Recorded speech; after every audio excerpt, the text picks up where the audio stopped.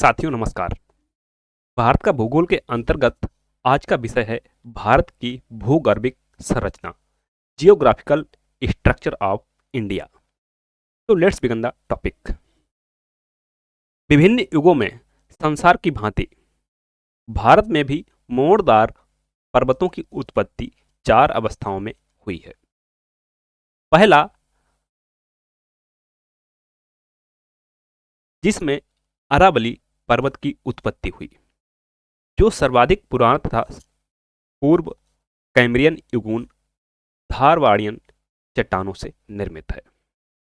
तो सबसे पहले इसकी उत्पत्ति हुई वह है अरावली पर्वत, जो वर्तमान में एक अवशिष्ट पर्वत के रूप में विद्यमान है। इसका कारण है अपक्षय एवं अपरदन कि लगातार अपक्षय एवं अपरदन के फलस्वरूप जो वर्तमान इसकी स्थिति है वह एक अवशिष्ट पर्वत के रूप में है।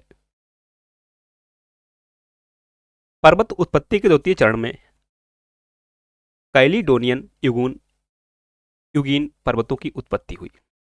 भारत में इस समय कुड़प्पा भूसन्नति से पूर्वी घाट पर्वत की उत्पत्ति हुई, जो विभिन्न नदियों जैसे महानदी, गोदावरी, कृष्णा, कावेरी इत्यादि द्वारा काट दिया गया है। जो पूर्वी घाट है वह समानांतर नहीं है, यह पूर्व की ओर बहने वाली नदियों के द्वारा इसको काट दिया गया है।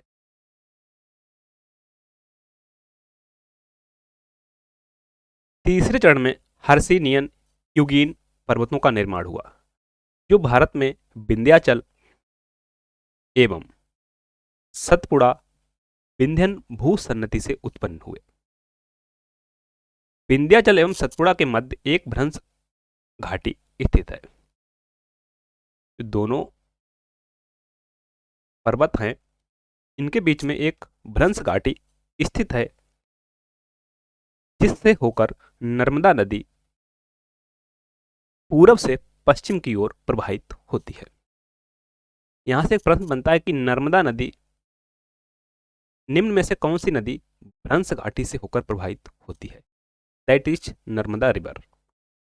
इसके मध्य में है विंध्याचल एवं सतपुड़ा के मध्य।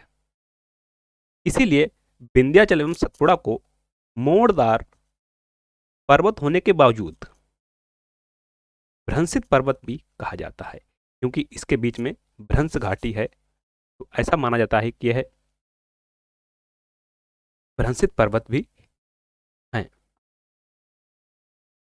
चौथे चरण में तृतीयक युग में अल्पाइन क्रम के पर्वतों का निर्माण हुआ, जिसमें भारत में बृहद, मध्य तथा शिवालिक हिमालय श्रेणियां आती हैं, जो नवीनतम मोड़दार पर्वत हैं। मोड़दार पर्वत अर्थात जब दो प्लेटें आपस में टकराती हैं और टकराने के फलस्वरूप जो बलन पड़ता है, इस तरीके से निर्मित पर्वतों को मोड़दार पर्वत कहा जाता है। स्मरणीय की बृहद हिमालय की उत्पत्ति के समय ही भारतीय प्लेट के तिब्बत प्लेट से टकराने के फलस्वरूप, जब भारतीय प्लेट तिब्बत प्लेट से टकराई, तब भारत के पश्चिमी भाग के भ्रंशित होकर समुद्र के अंदर अधोगमित होने से पश्चिमी घाट भ्रंशित पर्वत का निर्माण हुआ। वस्तुतः पश्चिमी घाट पर्वत नहीं, वस्तुतः पश्चिमी घाट जो पर्वत है वह पर्वत नहीं, अपितु प्रायद्वीपीय पठार का एक कगार है। उपरोक्त चारों मोड़दार श्रेणियों में बलुआ पत्थर, चूना पत्थर जैसे अवसादी तथा स्लेट एवं संगमरमर जैसी कायांतरित चट्टानें पाई जाती हैं, किंतु इनके समय एवं गुणवत्ता में पर्याप्त अंतर है। चट्टानें तो एक जैसी हैं, लेकिन इनके समय एवं गुणवत्ता में अंतर है। उदाहरण के लिए अरावली में मकराना, नागौर जिला राजस्थान का संगमरमर, विंध्याचल के भेड़ाघाट जिला जबलपुर मध्य प्रदेश के संगमरमर से पुराना एवं उत्तम कोटि का है। कि दोनों जगह पर संगमरमर है, लेकिन दोनों में काफी अंतर देखने को मिलता है। भारत का भूगर्भिक इतिहास बताता है कि यहाँ का प्राचीनतम चट्टानों से लेकर नवीनतम चट्टानों तक पाई जाती हैं। यहाँ पर प्राचीनतम चट्टानों से लेकर नवीनतम चट्टानें तक पाई जाती हैं। आर्कियन एवं प्री कैम्ब्रियन युग की चट्टानें भी यहाँ पर मिलती हैं, जो उतनी ही प्राचीन है जितना स्वयं भारत। दूसरी ओर क्वाटरनरी युग की नवीनतम चट्टानें कांप मिट्टी की परतदार निक्षेपों के रूप में पाई जाती हैं। इन भूतत्वीय विशेषताओं ने भारत के 3 स्पष्ट बृहद भाग प्रस्तुत किए हैं, यथा दक्षिण का प्रायद्वीपीय पठार। दक्षिण का प्रायद्वीपीय पठार भी उत्तर की विशाल पर्वतमाला अर्थात हिमालय पर्वत, उत्तर भाग का विशाल मैदानी भाग, उत्तर भाग का विशाल मैदानी भाग। सबसे पहला दक्षिण का प्रायद्वीपीय पठार। दक्षिण का प्रायद्वीपीय पठार। प्रायद्वीपीय पठार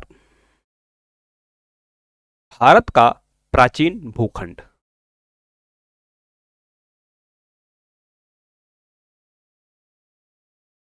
प्राचीनतम से लेकर प्राचीन चट्टानों से बना है। कि जो प्रायद्वीपीय भारत का पठार है,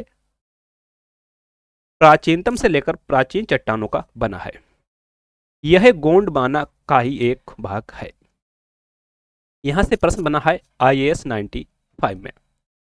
यह आर्कियन युग के आग्नेय चट्टानों से निर्मित है, जो अब नीस व शिस्ट के रूप में अत्यधिक रूपांतरित हो चुकी है। प्रायद्वीपीय भारत की संरचना में चट्टानों के अधोलिखित क्रम मिलते हैं, यथा पहला आर्कियन क्रम की चट्टानें। आर्कियन क्रम की चट्टानें। जब पृथ्वी सबसे पहले ठंडी हुई, तब इन चट्टानों का निर्माण हुआ। यह मानव से भी अधिक पुरानी है। ये जो चट्टानें हैं, मानव से भी अधिक पुरानी हैं। इन चट्टानों का बहुत अधिक रूपांतरण हो चुका है और ये अपने असली रूप को खो चुकी हैं। ये कैसी हैं? रवेदार हैं, जिसमें जीवावशेष का अभाव हुआ है, अर्थात इसमें जीवाश्म नहीं पाए जाते हैं। इन चट्टानों पर आंतरिक शक्तियों का काफी प्रभाव पड़ा है, अर्थात अंदरूनी शक्ति है, इनका काफी प्रभाव पड़ा है। ये नीस, ग्रेनाइट और शिस्ट प्रकार की हैं। इनका विस्तार अगर देखें तो कर्नाटक, तमिलनाडु, आंध्र प्रदेश, मध्य प्रदेश, छत्तीसगढ़, उड़ीसा, छोटा नागपुर का पठार अर्थात झारखंड तथा राजस्थान के दक्षिणी पूर्वी भाग पर है। मुख्य हिमालय के गर्भ भाग में भी इसी प्रकार की चट्टानें पाई जाती हैं। अगली है धारवाड़ क्रम की चट्टानें। ये चट्टानें आर्कियन क्रम के प्राथमिक चट्टानों के अपरदन व निक्षेपण से बनी परतदार चट्टानें हैं। जब आर्कियन क्रम की चट्टानों का अपरदन व निक्षेपण हुआ, तब धारवाड़ क्रम की चट्टानें निर्मित हुई। ये अत्यधिक रूपांतरित हो चुके हैं एवं इसमें जीवाश्म नहीं मिलते हैं। इस क्रम की चट्टानों का जन्म कर्नाटक के धारवाड़, बेलारी व शिमोगा जिलों में हुआ है। यह प्रायद्वीपीय व वह प्रायद्वीप दोनों में ही पाई जाती हैं। अरावली श्रेणियां बालाघाट, रीवा, छोटा नागपुर आदि क्षेत्रों के अलावा लद्दाख, जास्कर व कुमायूं पर्वत श्रेणियों, स्पीति घाटी के निकट वक्रता श्रेणी आदि के शिखरों एवं गर्तों में पाई जाती हैं। ये चट्टानें भारत में पाई जाने वाली चट्टानों में आर्थिक दृष्टि से सबसे महत्वपूर्ण है, अर्थात इनका आर्थिक महत्व ज्यादा है। देश की लगभग सभी प्रमुख धातुएं जैसे सोना, मैग्नीज, लोहा, तांबा, टंगस्टन, क्रोमियम, जस्ता आदि इन्हीं चट्टानों से मिलता है। इन्हीं चट्टानों से फ्लोराइट, इल्मनाइट, सीसा, सुरमा, वुल्फ्राम, अभ्रक, कोबाल्ट, एवस्टस, गार्नेट, संगमरमर, कोरडम खनिज प्राप्त होते हैं। सोना कर्नाटक में क्वार्टज चट्टानों की अधिकता होने से कोलार और धारवाड़ की घाटी में बहुतायत से मिलता है। लोहा झारखंड, उड़ीसा, गोवा, मध्य प्रदेश, छत्तीसगढ़ व कर्नाटक में अधिक मिलता है। इसी काल में ही अरावली पहाड़ियों का निर्माण मोड़दार पर्वतों के रूप में हुआ था। इसके बाद यह समतल हो गई। यह संसार का सबसे पुराना मोड़दार पर्वत है। Aravalli is the oldest mountain range of the world. Next is Cuddapah क्रम की चट्टानें। इनका निर्माण धारवाड़ क्रम के चट्टानों के अपरदन व निक्षेपण से हुआ है। ये अपेक्षाकृत कम रूपांतरित हैं। ये अपेक्षाकृत कम रूपांतरित हैं, परंतु इनमें भी जीवाश्म का अभाव पाया जाता है। इन चट्टानों के अगर नामकरण की बात करें तो इनका नामकरण आंध्र प्रदेश के कुड़प्पा जिले के नाम पर हुआ है। वहां पर यह विस्तृत क्षेत्र में पाई जाती हैं, अर्थात इनका विस्तार जो है वहां पर सबसे अधिक है। ये चट्टानें आंध्र प्रदेश, छत्तीसगढ़, राजस्थान तथा हिमालय के कुछ क्षेत्रों, कृष्णा घाटी, नल्लामलाई श्रेणी, चेयार श्रेणी तथा पापधनी श्रेणी में भी विस्तृत रूप से पाई जाती हैं। सेल, क्वार्टजाइट, स्लेट तथा चूने के पत्थर की चट्टानों से इनको निर्माण सामग्री मिलती है। धारवाड़ चट्टानों की अपेक्षा उड़प्पा चट्टानें आर्थिक दृष्टि से कम महत्वपूर्ण है, अर्थात इनका जो आर्थिक महत्व है थोड़ा कम है। किसकी तुलना में? धारवाड़ चट्टानों की तुलना में। इन चट्टानों से लोहा तथा मैग्नीज उड़प्पा तथा कर्नूल जिले में एवेस्टस व टाल्क, इससे तेलकम पाउडर बनता है, संगमरमर व रंगीन पत्थर भी प्राप्त किया जाता है। बालू का पत्थर, चूने का पत्थर, सीसा तथा पूर्वी राजस्थान में इन्हीं चट्टानों से तांबा, कोबाल्ट तथा रांगा प्राप्त होता है। अगली चट्टानें हैं विंध्यन क्रम की चट्टानें। यह चट्टानें कुड़प्पा चट्टानों के बाद बनी हैं। इन चट्टानों का नाम विंध्याचल के नाम पर पड़ा है। जो चट्टानें हैं इनका नाम विंध्याचल के नाम पर पड़ा है। यह परतदार चट्टानें हैं जिनका निर्माण जल निक्षेपों द्वारा हुआ है। यह निक्षेप समुद्र व नदी घाटियों में एकत्र हुए थे। विंध्य चट्टानों से प्राप्त होने वाला बलुआ पत्थर इस तथ्य का द्योतक है कि जिन निक्षेपों से इनकी रचना हुई है वे छिछले सागर में जमा हुए थे। यह चट्टानें लगभग 1,00,000 वर्ग किलोमीटर क्षेत्र में फैली हैं। विंध्यन क्रम की चट्टानें लगभग 1,00,000 वर्ग किलोमीटर क्षेत्र में फैली हुई हैं। पूर्व में झारखंड के सासाराम एवं रोहतास क्षेत्र से लेकर पश्चिम में राजस्थान के चित्तौड़गढ़ क्षेत्र तक तथा उत्तर में आगरा से लेकर दक्षिण में होशंगाबाद तक विस्तृत रूप से फैली हैं। इनकी अधिकतम चौड़ाई की अगर बात करें, यह आगरा तथा नीम के बीच में है। इसमें चूने का पत्थर, बलुआ पत्थर, चीनी मिट्टी, अग्नि प्रतिरोधक मिट्टी तथा वर्ण मिट्टी प्राप्त होती है। चूने का पत्थर सीमेंट उद्योग का आधार है, अर्थात यह सीमेंट का बेस पदार्थ है और सीमेंट उद्योग उसी स्थान पर लगाए जाते हैं जहां पर इनकी उपलब्धता होती है। बलुआ पत्थर जो लाल रंग का है, इमारतों के निर्माण में काम में लाया जाता है। सांची का स्तूप, दिल्ली का लाल किला, जामा मस्जिद, आगरे का किला, सिकंदरा तथा फतेहपुर सीकरी इन्हीं पत्थरों से बनी है। इन्हीं चट्टानों से पन्ना तथा गोलकुंडा के हीरे प्राप्त होते हैं। अगली है गोंडवाना क्रम की चट्टानें। इन चट्टानों का निर्माण ऊपरी कार्बोनिफेरस युग में, जुरासिक युग में हुआ है। एक कोयले के लिए विशेष महत्वपूर्ण है। कौन सी? गोंडवाना क्रम की चट्टानें। एक परतदार चट्टान है एवं इसमें मछलियों व रेंगने वाले जीवों के अवशेष प्राप्त होते हैं। गोंडवाना क्रम में जीवाश्म मिलते हैं किसके? मछलियों व रेंगने वाले जीवों के। इन चट्टानों का निर्माण घाटियों में नदियों द्वारा एकत्र होने वाले पदार्थों से हुआ था। दामोदर महानदी और गोदावरी व उसकी सहायक नदियों तथा कच्छ, कठियावाड़ एवं पश्चिमी राजस्थान आदि में इन चट्टानों का सर्वोत्तम रूप मिलता है। अगला है दक्कन ट्रैप।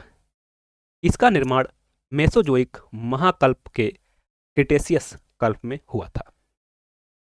इस समय विदर्भ क्षेत्र में ज्वालामुखी के दरारी उद्भेदन से लावा का बृहद उद्गार हुआ एवं लगभग 5 लाख वर्ग किलोमीटर का क्षेत्र इससे आच्छादित हो गया, ढक गया। इस क्षेत्र में 600 से 1500 मीटर एवं कहीं कहीं तो 3000 मीटर तक की मोटाई तक बैसाल्टिक लावा का जमाव मिलता है। यह प्रदेश दक्कन ट्रैप कहलाता है। दक्कन ट्रैप महाराष्ट्र का अधिकांश भाग, गुजरात एवं मध्य प्रदेश में फैला है। इसके अलावा कुछ टुकड़ों के रूप में झारखंड, छत्तीसगढ़ एवं तमिलनाडु में फैला है। राजमहल ट्रैप का निर्माण इससे भी पहले जुरासिक कल्प में हो गया था। अगला है प्रायद्वीपीय पठार का महत्व। Importance of peninsular plateau. भौगोलिक तौर पर दक्कन का पठार लंबवत संचलन के उदाहरण रहे हैं एवं यहाँ अनेक जलप्रपात मिलते हैं जिनसे यहाँ जल विद्युत उत्पादन संभव है। कि जहां पर जलप्रपात होते हैं वहां पर जल विद्युत उत्पादन संभव होता है। पठारी भागों पर अनेक प्राकृतिक खड्डों के मिलने के कारण यहाँ तालाबों की अधिकता है जिनसे सिंचाई व्यवस्था संभव हो पाती है। अब दक्षिण भारत में देखते हैं कि जो सिंचाई होती है वो अधिकतर तालाबों से होती है। दक्कन के लावा पठार के अपरदन एवं अपसैन से उपजाऊ काली मिट्टी निर्मित हुई है जो कपास की खेती, सोयाबीन की खेती एवं चना की खेती के लिए बहुत ही महत्वपूर्ण है, बहुत ही उपयुक्त है। पश्चिमी घाट में अधिक वर्षा वाले समतल उच्च भागों पर लैटेराइट मिट्टी का निर्माण हुआ है जिन पर मसालों, चाय, कॉफी आदि की खेती संभव हो पाती है। प्रायद्वीपीय पठार के शेष भागों की लाल मिट्टियों में मोटे अनाज जैसे चावल, तंबाकू एवं सब्जियों की खेती हो पाती है। पश्चिमी घाट के अत्यधिक वर्षा वाले प्रदेशों में सदाहरित वन मिलते हैं कि जहां पर वर्षा की प्राप्ति 200 सेंटीमीटर से अधिक होती है, उन क्षेत्रों में सदाहरित वन देखने को मिलते हैं एवं यहाँ सागौन, देवदार, आबनूस, महोगनी, चंदन, बांस आदि आर्थिक दृष्टिकोण से उपयोगी वनों की लकड़ियां मिलती हैं। इस पठार के आंतरिक भागों में कम वर्षा वाले क्षेत्रों में घास भूमियां मिलती हैं जिसके आधार पर पशुपालन संभव हो पाता है। अर्थात जो पश्चिमी घाट है इसके दूसरी तरफ वृक्ष छाया प्रदेश है जहां पर वर्षा की प्राप्ति कम होती है। प्रायद्वीपीय पठार के खनिज संसाधनों के अधिकांश भाग की पूर्ति करता है। जो प्रायद्वीपीय पठार है वह खनिज संसाधनों की दृष्टि से कैसा है? भरपूर है। यहाँ की भूगर्भिक संरचना सोना, तांबा, लोहा, यूरेनियम, बॉक्साइट, कोयला, मैग्नीज आदि खनिजों में संपन्न है। छोटा नागपुर के पठार को भारत का रूर प्रदेश भी कहते हैं। बहुत अच्छा प्रश्न बन सकता है यहां से कि भारत का रूर प्रदेश किसको कहा जाता है? छोटा नागपुर के पठार को, क्योंकि यहां खनिज संसाधनों का विपुल भंडार है। जो छोटा नागपुर का पठार है यहां पर खनिज संसाधनों का विपुल भंडार है। इन्हीं खनिज संसाधनों के आधार पर ही विभिन्न खनिज आधारित उद्योग, जैसा कि मैंने आपको बताया कि जिस क्षेत्र में कच्चे माल की उपलब्धता होती है वहीं पर उद्योगों को लगाया जाता है, स्थापित किया जाता है। पठारी भाग के तटीय भागों पर अनेक खाड़ियां और लैगून मिलते हैं। पठारी भाग के तटीय भागों पर अनेक खाड़ियां और लैगून मिलते हैं जहां बंदरगाहों व पोताश्रयों का निर्माण संभव हो सका है। उत्तर की विशाल पर्वतमाला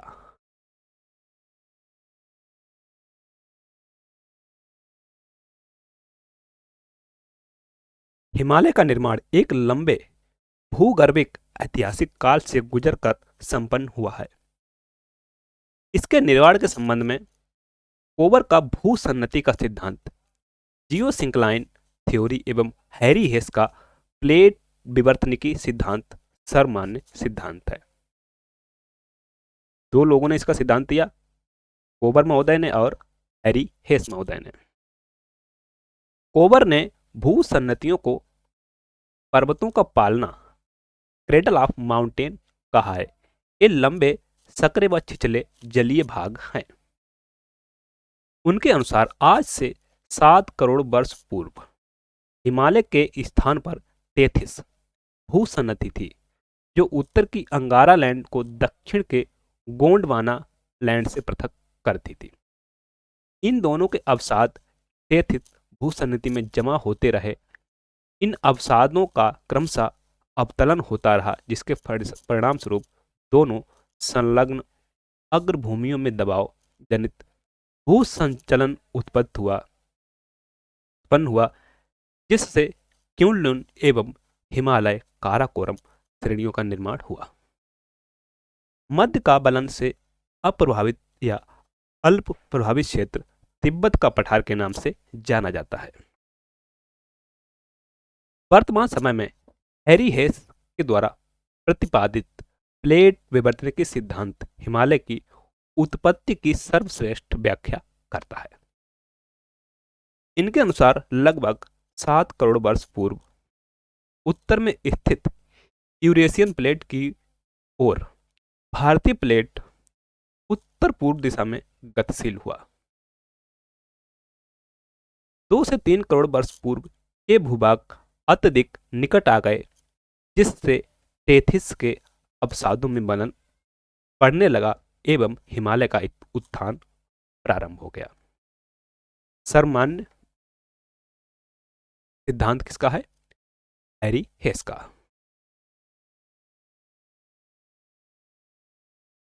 लगभग 1 करोड़ वर्ष पूर्व हिमालय की सभी श्रृंखलाएं आकार ले चुकी थी। सेनोजोइक महाकल्प के इयोसीन व ओलिगोसीन कल्प में बृहद हिमालय का निर्माण हुआ। मायोसीन कल्प में पोटवार क्षेत्र में अवसादों के बलन से लघु हिमालय का निर्माण हुआ। शिवालिक का निर्माण इन दोनों श्रेणियों के द्वारा लाए गए अवसादों के बलन से प्लायोसीन कल्प में हुआ। क्वार्टनरी तथा नियोजोइक महाकल्प के प्लीस्टोसीन व होलोसीन कल्प में इसका निर्माण होता रहा है। हिमालय वास्तव में अभी भी एक युवा पर्वत है जिसका निर्माण कार्य अभी समाप्त नहीं हुआ है। हिमालय क्षेत्र में आने वाले भूकंप हिमालयी नदियों के निरंतर होते मार्ग परिवर्तन एवं पीर पंजाल श्रेणी में 1500 से 1850 मीटर की ऊंचाई पर मिलने वाले झील निक्षेप, जिन्हें करेबा भी कहा जाता है, हिमालय के उत्थान के अभी भी जारी रहने की ओर संकेत करते हैं। जो लगातार नदियां अपना मार्ग परिवर्तित कर रही हैं, जो भूकंप आ रहा है, ये सभी किसके उदाहरण हैं? हिमालय के उत्थान के उदाहरण हैं।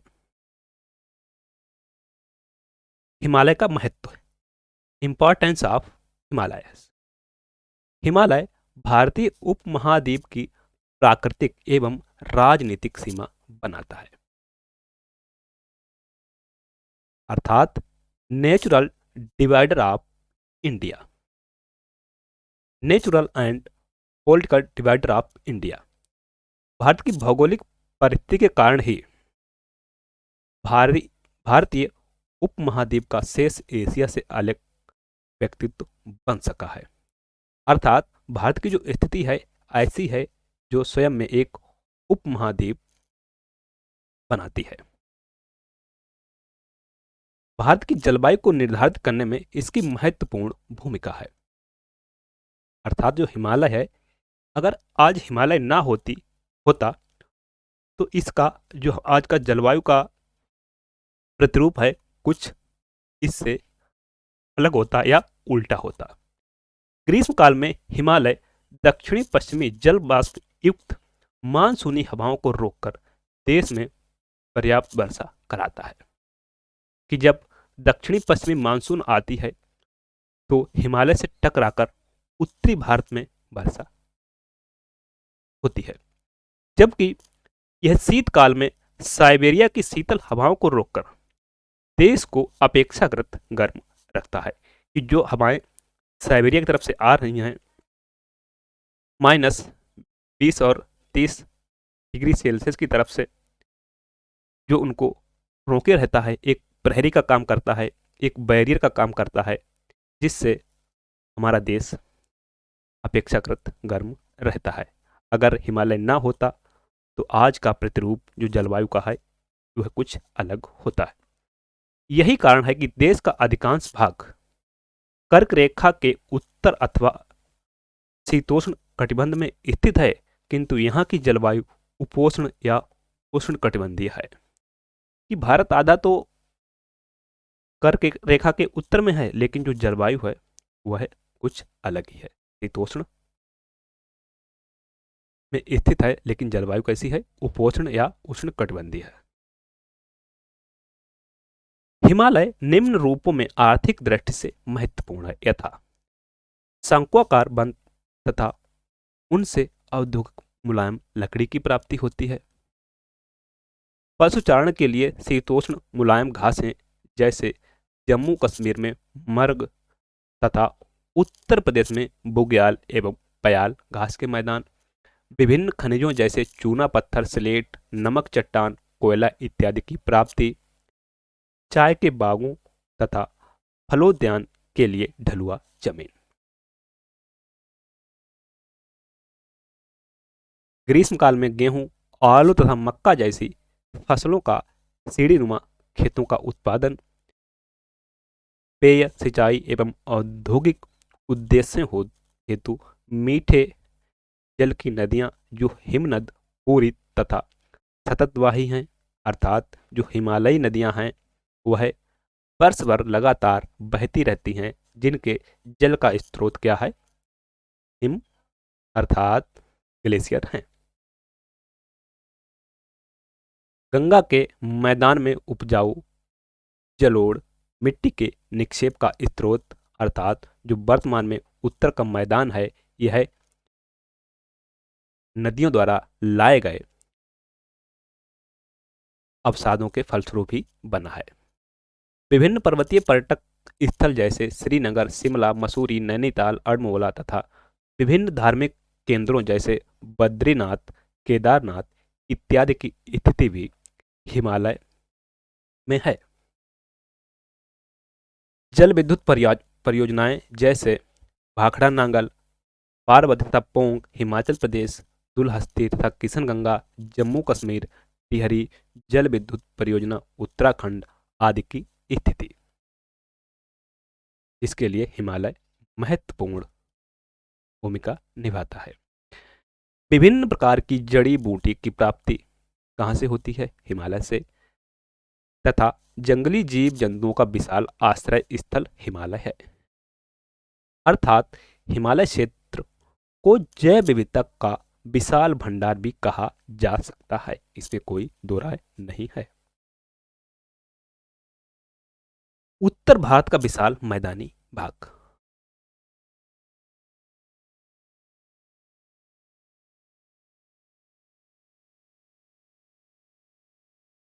Biggest plains of northern India, यह प्राचीनतम भूखंड है जो हिमालय की उत्पत्ति के बाद बना है। पहले हिमालय का निर्माण हुआ, बाद में उत्तर भारत का विशाल मैदान बना। इसका निर्माण क्वाटरनरी या नियोजोइक महाकल्प के प्लीस्टोसीन एवं होलोसीन कल्प में हुआ है। टेथिस भूसन्नति के निरंतर संकरा व छिछला होने से हिमालय व दक्षिणी भारतीय नदियों द्वारा लाए गए अवसादों के जमाव से यह मैदान निर्मित हुआ है। इसके पुराने जलोढ़ बांगर एवं नए जलोढ़ खादर कहलाते हैं। अर्थात जो पुराने हैं उनको बांगर कहा जाता है और जो नए हैं उनको खादर कहा जाता है। इस मैदानी भाग में प्राचीन वन प्रदेशों के दब जाने से कोयला और पेट्रोलियम के क्षेत्र मिलते हैं। ये जो पुराने बन रहे होंगे वह जब दब गए नीचे, इनके दब जाने के परिणाम स्वरूप जो क्षेत्र हैं उनमें कोयला और पेट्रोलियम के क्षेत्र मिलते हैं। मैदानी भाग हमारी बृहद जनसंख्या के जीवन का आधार हैं, क्योंकि इसकी उपजाऊ जलोढ़ मृदा में विभिन्न तरह के फसल उपजाए जा सकते हैं। अर्थात जो मैदानी भाग हैं उसमें जनसंख्या भी अधिक मिलती है और जो मिट्टी है वह फसल उत्पादन के लिए महत्वपूर्ण है। इससे हमारे जनसंख्या व पशुओं को आहार प्राप्त होता है, साथ ही अनेक कृषि आधारित उद्योगों को कच्चा माल भी प्राप्त हो पाता है। नदियों का क्षेत्र होने के कारण इस प्रदेश में नहरें निकालकर सिंचाई व नहरी परिवहन कार्य किए जा सकते हैं। कि जो नदियां हैं इनसे नहरें निकालकर उनके जल को सिंचाई के रूप में उपयोग किया जा सकता है तथा जल परिवहन को भी बढ़ाया जा सकता है, जिनसे लोगों की आवश्यकताओं की पूर्ति होती है। इन मैदानी भागों में नदियों की अधिकता के कारण इन क्षेत्रों में मत्स्य पालन का विकास किया जा सकता है। कि जिन भागों में नदियां अधिक हैं वहां पर मछली पालन का कार्य किया जा सकता है। अवसादी भूगर्भिक संरचना के कारण ये पेट्रोलियम पदार्थों के संभावित संचित भंडार हैं। भूमि की प्राय समतल होने के कारण इन क्षेत्रों में सड़क व रेल परिवहन का विकास अपेक्षाकृत आसानी से किया जा सकता है। कि जहां पर्वतीय क्षेत्रों में सड़क व परिवहन संचार व्यवस्था को बनाना अपेक्षाकृत मुश्किल होता है, वहीं मैदानी क्षेत्रों में यह आसान होता है। संक्षेप में यह कहा जा सकता है कि भारत का प्रायद्वीपीय पठार प्राचीनतम से लेकर आधुनिक काल तक की चट्टानों से सुसज्जित है। यहाँ पर अनेक ऐसी प्राचीन चट्टानें पाई जाती हैं जो अपने वास्तविक मूल रूप को बदल चुकी हैं। इसके विपरीत हिमालय पर्वतीय प्रदेश का विशाल मैदान प्रमुख रूप से टर्शियरी व आधुनिक काल की चट्टानों से सुसज्जित हैं। Thanks for watching. मिलते हैं नेक्स्ट वीडियो में। अगले विषय के साथ। तब तक के लिए नमस्कार।